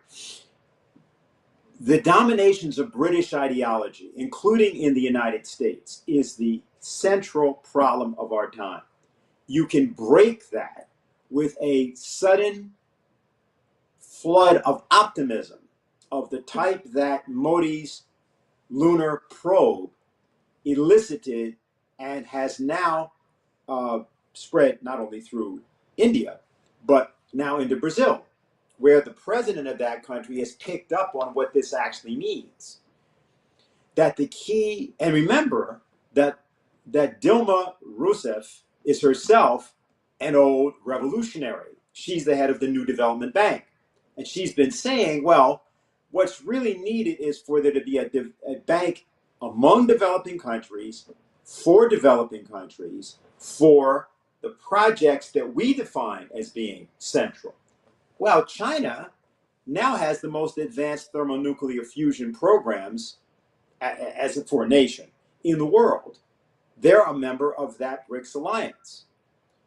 South Africa, which used to have one of the most advanced nuclear programs in the world, particularly for the fourth generation pebble bed nuclear reactors. It's a very particular form of design, which was sort of self-policing, self-regulating design, and would have meant that South Africa would have been on the forefront, as has China been in its field, in that field. So what happens if that kind of program gets reconnected? The resources should be placed in the militaries of the mind. Winston Churchill used to talk about the empire of the mind at the end of the Second World War and the domination by the British of the empire of the mind. This is what he was referring to. It's in the frontiers of science and technology. And I'll just also say that the LaRouche organization, in the form of its basement team and in the form of many of the projects carried out by that team, is very well known for this. There's a publication, I think it's from 2005, you can probably get that from Executive Intelligence Review, called The Principle of Power.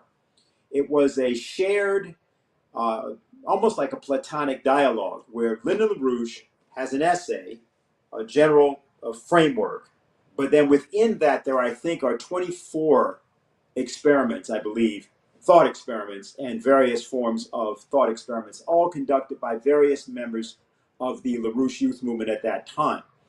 To take a look at that publication, which is called The Principle of Power, it holds the secret that Dilma Rousseff and Lula and others are, as has been true of Evo Morales in Bolivia. He also discovered this. That's why they fought for a nuclear power plant in Bolivia and nuclear projects in Bolivia.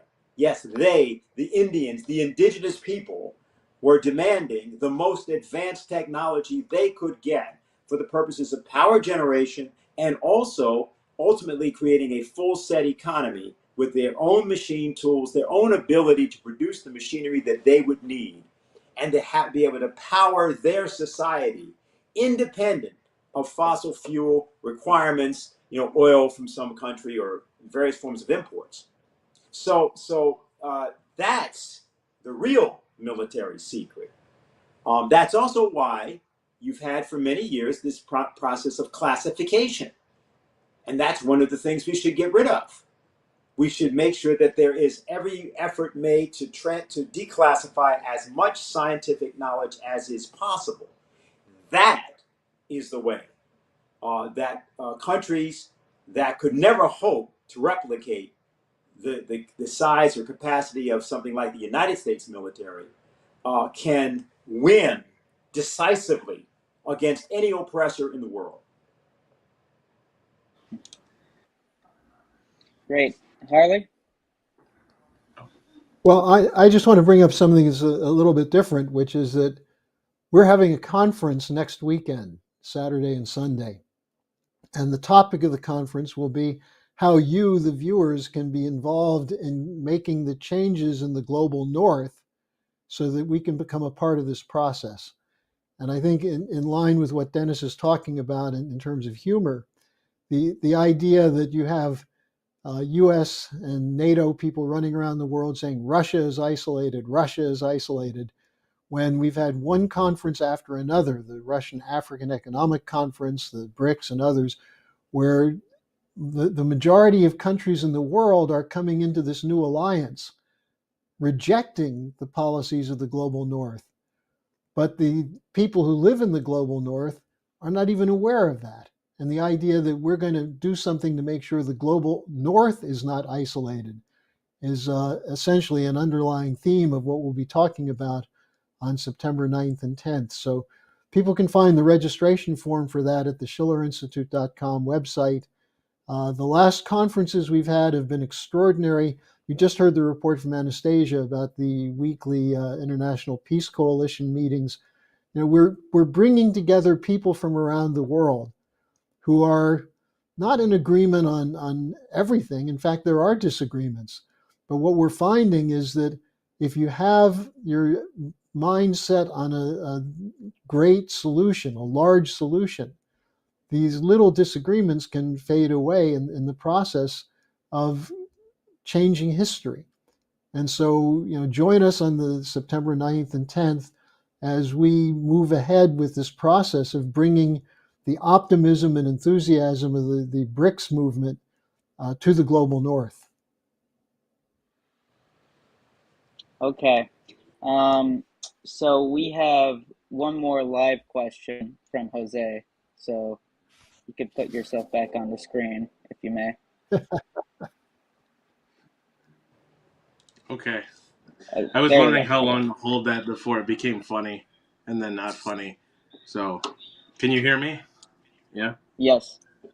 Okay, good. Well, I actually have more of a report and a question. Okay. All right, go ahead. Sorry, it's this guy. Go ahead. I actually have more of a report than a question. And I'm really glad that this topic has been coming up because, as some people may not know, I live in the South Bronx, and I've recently been visiting this cafe that's nearby my neighborhood that's been really famous. And what's been going on there is that there's been a lot of students coming in now that the school year university has restarted. There was a group of architecture students who came into the cafe because they're doing some redevelopment of a space there in the Bronx. And they were interviewing just regular citizens of the South Bronx, and they were asking, what does the community need? Already I knew that maybe it was a stroke of luck or something that I was there, because other people were saying, like, I don't know, maybe we could use like a community center, maybe we could use like a clinic or something. And I said, honestly, I think we need optimism, and I think we need hope. And they said, well, okay, how do you what does that mean exactly?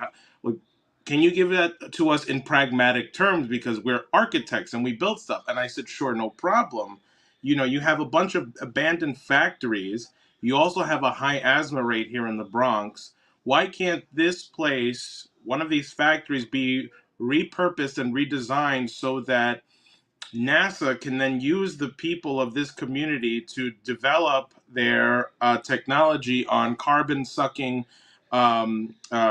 innovation, right? So one of the far long-term plans that NASA has is to send carbon suckers up to Mars by the year 2036 or 2040 or so, because there's so much carbon on Mars that they want to see if they can replace that with oxygen. Well, okay, if it's the case here that we have a lot of pollution, air pollution here, why can't we have that here? And I said, now what does that mean in terms of optimism, and what does that mean in terms of bringing hope? Well, imagine if you had a bunch of 20-year-olds just walking around, going to a cafe and just talking about the plans that they have, and what they did right, what they did wrong, and what they're going to do next. It's just a recreational area. And I said, how many of them actually grew up there? And a few of them raised their hands and said, you know, obviously it's a little safer than it was back then, but nowadays there is nothing going on here. You have to replace that with something. And so then I started talking about the bigger project that I had that was sparked really by Lynn, actually, and Anastasia would remember this, but this idea of a space civilian, excuse me, a space civilian construction corps, right? Where you take people between the ages of 18 to 26, and maybe slightly older, whether they're grad students, university students, or dropouts, high school dropouts. It could even be juvenile delinquents, where they actually are put into a program where they say, listen, it doesn't matter what you thought or what you think, you are now going to learn how to build machine tools, work with machine tools, and learn to make better machine tools so that we can then use them here in the country and also for space exploration. And that's what's going to be your role. That's going to be your life, and that's going to be your identity.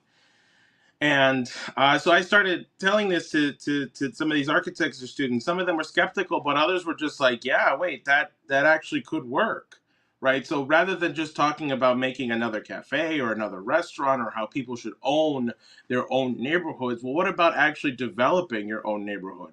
Or what about bringing your neighborhood to space, right? That's a much more exciting prospect that can actually give people hope. And so I think what the BRICS is doing, and I think what India did and what Lula has been talking about, 100 space schools, you know, the United States should have been leading it, but it's okay. The international community has just taken over where the United States has fallen over. But I don't even think we need to see it in terms of borders or countries anymore. It's just what humanity is doing at this point. And I think the last thing I left the kids with was, you know, what do you want the community to look like 100 years after you're dead? What will you build now, or what will you make the foundations on now that will define what Hunts Point, the Bronx, the United States, and the world looks like way after you're dead? And that was the conception I left them with, and that's why I said that's why a space center here in the Bronx would be good. So I think I'll end my comments there, but those are just some of my reflections from listening on how this discussion has gone out. Thank you. Anyone have anything to say to that? Well, I'll say something. No great scientist or poet, or for that matter, any great political figure, ever defines themselves as limited to the confines of their mortal existence. I mean, that would be to be a slave. And that's one of the things that Schiller discusses in his writing on the Sublime. If you're limited by death, if in fact it's the case that because everybody has to die, that is a fundamental negation of existence itself, then in fact there's no purpose. And of course, this is one of the things that preoccupied French and other existentialists of the early 20th century, and they were, being silly. They didn't see it that way, and unfortunately, they had too many adherents. They have a lot of them today. I guess I won't bring up various individuals, but you hear about various rock stars and other famous marijuana specialists, right, who die and they're worth $500 million. Really, it doesn't matter. They don't really matter. They may matter to people who may know them today, but when those people pass away, who knew? Well, one can argue, but there's plenty of people that all of the time they pass away and people don't know. And then why were they significant? Well, that's an interesting question.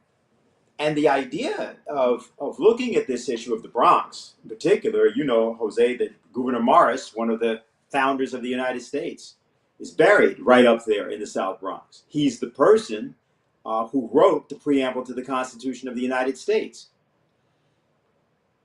With him. So in the Bronx and from the Bronx, the people in the Bronx know that. Do they even know that in fact, the way he's talked about is as a slave owner, although that is not true. And it's a way of trying to circumvent the general narrative about the founders. Nor is his battle against slavery in the Constitutional Convention talked about, nor is his role in describing or discussing a way of carrying out the famous Erie Canal project. Now, the project was started by Philip Schuyler, then taken over because it could not be done as a private project. Hamilton and others were very involved, but Gouverneur Morris was also very important in promoting that. And that project around the Erie Canal was the project that inspired Abraham Lincoln in specific to talk about the need for not merely navigable waterways around the United States, but also what became the Transcontinental Railway. That Transcontinental Railway system, which inspired people all over the world, particularly in the Trans-Siberian Railway of Russia or many other projects that could be picked up on. These are all part of the legacy of Gouverneur Morris having lived, though Gouverneur Morris knew nothing about that. That is what you're talking about. In the Bronx, you got people like Khalif Browder, young man who, just because he was in a van joyriding with some other people who had stolen the van, he didn't steal the van. He was basically dared to get into the van. He's 15 years old. And he ends up, for various reasons, not important to go through here, spending 3 years in Rikers Island on a completely made up something that he was then proven innocent on. And then he killed himself coming out of jail because of the despair and because of the horrific conditions that he had been put through. He comes from the Bronx. Who remembers him? What is done? What's the reparations that are given for the loss of his life at Rikers Island? In what way could society address that? In what way will the people of the Bronx address that? They just go on and say, oh, yeah, that's how we're treated. Khalif, yeah, it's bad. We all know about that. It's that happened to my brother. Or is there some point at which people decide, you know what, we are going to eliminate any circumstance for any of that to ever occur, and this is how we're going to do it. We're going to use knowledge to do it. We're going to have a program here, and we're going to name it after him, and everybody's going to associate him with going into space, working with India, working with South Africa, working with this or with that nation. Everybody will associate that name with that achievement. Maybe you'll have some astronaut or some kid astronaut or whatever as a Khalif Browder written on his chest. That's power.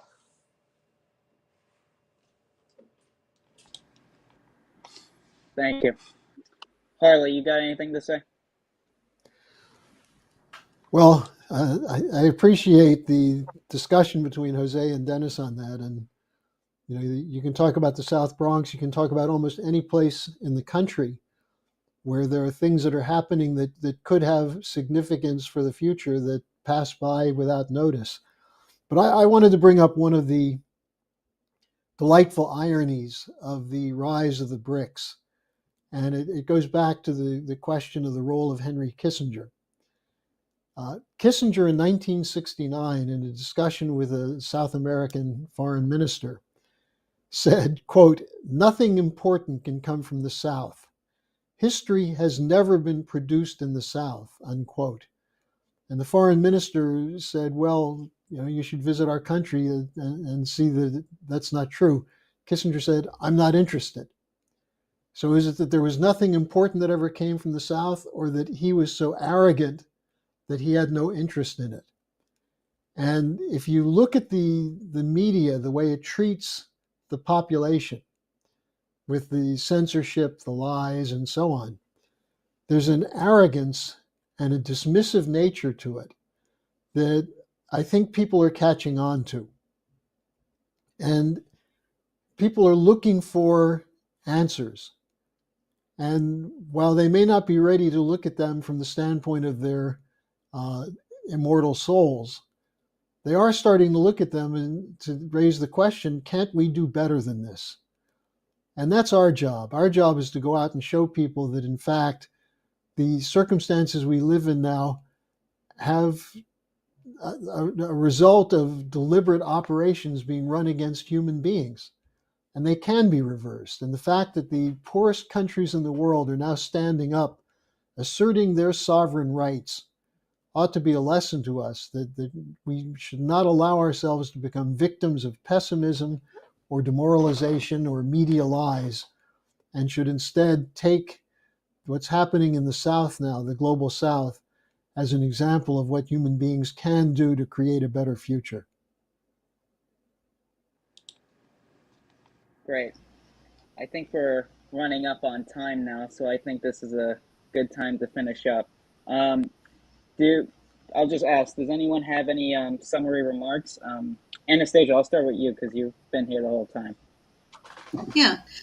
No, it's actually been really fun watching the chat room blow up. It's been really great. If you enjoy talking about the things in this way, where it's not about how do we butt heads and strong arm our beliefs on each other or something like that, which is it's just chauvinism. But if you enjoy coming to a table and actually discussing how do you know something to be true, then you should become a member of this organization. You should become a member of the LaRouche organization, because that is the essence of what our movement does in going out and organizing people. And you think about the 50 years that we've done in doing this as our method, and recruiting people to that method of how do you come to know something to be true, and then fighting for it. Because once you know something to be true, nobody can convince you otherwise. It's the truth. Unless they beat you up or worse.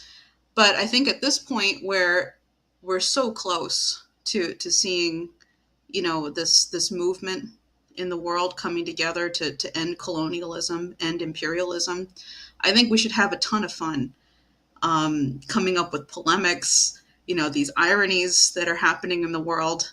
And I'll put the link in the chat where people, one, like we were bringing up, RSVP for the upcoming conference, September 9th. I'll include the Appeal to the Global North, which Helga Sepp LaRouche wrote. This includes 127 VIP names. You'll actually enjoy reading to see who signed it. It's very interesting, actually. People of many different ideological backgrounds. It's really interesting. And then also the link where you can do a donation and become a member of the LaRouche organization and get our intelligence magazine, the Executive Intelligence Review, and the Daily Alert. So if you want to keep up to date on what's happening in the world, definitely do that. Great. Dennis? Just want to invite people to take a look at what Humanity for Peace is going to be doing in the next weeks, and look at some of the things the Schiller Institute will be doing in the next weeks. The United Nations will open on September 18th, and it's important that this drive for peace be really escalated there. It is the anniversary, September 20th will be the anniversary of the Kennedy speech at the United Nations in which he made his joint proposal. And I think it would be appropriate for many, whatever venue you wish to do that, and it can be a lot of that could be discussion online, to begin to sort of take a good look. What is India trying to do? What is China trying to do? What are the frontiers of exploration and research? Not just in terms of space itself, of course, but applications of these technologies. Looking at things like the petawatt laser or some of the other frontier technologies. But I think if that discussion starts, that the process that was limited to Philadelphia in June, July of 1776 could actually take place globally in a series of combinations of chat rooms and other fora, Zoom calls, in which there's a deliberation about, well, how would you today, if you're in Niger or you're some other nation, how do you declare independence in a way which allows the microcosm of the people of that community, that nation, to affect directly or feel that they can directly affect the universality of the macrocosm? Knowing what we've seen in India, knowing what we've seen in some of these other discussions we've had, how would you do it? And not to assume that any of us has the answer. Several of us have approaches. But what would happen if that kind of conversation, that kind of deliberation were beginning all over the planet? An uncontrolled, uncensored, unrehearsed, actual discussion about ideas, powered particularly by young people who have no irons in the fire. They're not hostage to circumstance, and therefore are capable of asking questions that others have stopped daring to ask. I think that's something we should look to try to have happen over the next weeks and months, and it might save the world from blowing itself up. Thanks. Harley? Well, I'll just make a recommendation to our viewers.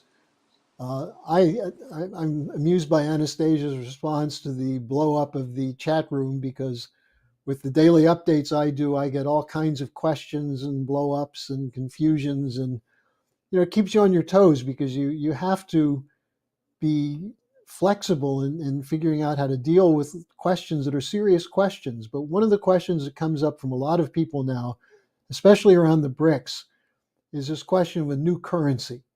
And people tend to think of this from the standpoint of money. And what Lyndon LaRouche always said about money is that money is essentially stupid, that there's something much more important, which is the development of the physical capability to transform nature, the power of labor. And for people who are intrigued by the question of what's going to happen with the BRICS, will there be a new currency? Many people were responding to the discussion this last week of a deal between China and Iran for somewhere in the range of $2.5 to $2.7 billion. The Chinese will help modernize the main airport in Tehran in return for oil from Iran. And people were asking, well, is this going to a barter economy? When in reality, we're looking at something fundamentally different, which is, how do you move out of the realm of money into the realm of physical economy? And so my recommendation is that people go to our website, or perhaps Anastasia can post this as well. LaRouche wrote an article that addresses this in a very profound way, titled "On a Basket of Hard Commodities, Trade Without Currency." And I think this is something that, if people take the time to read, it will then add to the discussion that Dennis is calling for, so that we have people who are seriously engaged in how do we move from the realm of money into physical economy. Thank you. Thank you. So before we end, I just wanted to take note of the Schiller Institute conference that'll be next Saturday, September 9, 2023. You can see it there. You can visit the site, and please register. And of course, as has been said about the BRICS process, rather than regarding this as some kind of threat, every nation should take up this offer of cooperation, and we all need to unite around this process. So thank you very much, Harley, Dennis, Anastasia, Jose. We'll just end with a video that Jose actually made a while ago on his Space Civilian Construction Corps project. So go ahead and play that. And thank you all for watching. On the corner of 140th Street and St. Anne's Avenue, you find St. Anne's Church, a church that's been there since 1841. And buried there lies Gouverneur Morris, one of our founding fathers and the man who penned the Constitution, who authored the preamble and fought with Hamilton to outlaw slavery. I came to visit Morris because I believe we can remodel his hometown from the poorest district in the country to a space center where people between the ages of 18 to 26 are responsible for rockets being launched into space every day. And this is not a new idea, but just a variation on a means that has been applied before. It goes back to when FDR launched the Civilian Conservation Corps as one of the many work relief programs that were created as a part of the New Deal, which completely transformed the productive capacities of the United States and created a new generation of skilled workers. The CCC had a total of 3 million people who enrolled in the program, averaging about 300,000 people a year. This demographic included roughly 5% of the nation's young men who enrolled in the program, which made up about 3 million people. But I'm not talking about any ordinary kind of relief program, but one that would literally lift mankind off the earth into the universe and beyond in the form of a new revolutionary space civilian conservation corps. The youth now require a new inspiration in their lives in the form of a nationally oriented mission back to the moon and eventually to Mars and beyond, as NASA Administrator Jim Bridenstine outlined in the Artemis program. The American youth under this program will be at the very frontiers of scientific research and discovery and be recruited to a workforce that will completely reshape the productivity of the nation by developing new capabilities in manufacturing, processing, and other forms of labor. This was Gouverneur Morris's intention when he wrote the preamble to the United States Constitution. Humanity is directed towards a greater mission in their lives, a mission which will be told of hundreds of years after their lives. That is the general welfare. That is the United States, which did not begin as a place, but as an idea in the minds of history's greatest thinkers who dedicated their lives to improving the living standards of people who would live far after them. 0, all engine running. Liftoff. We have a liftoff. 32 minutes past the hour. Liftoff on Apollo 11.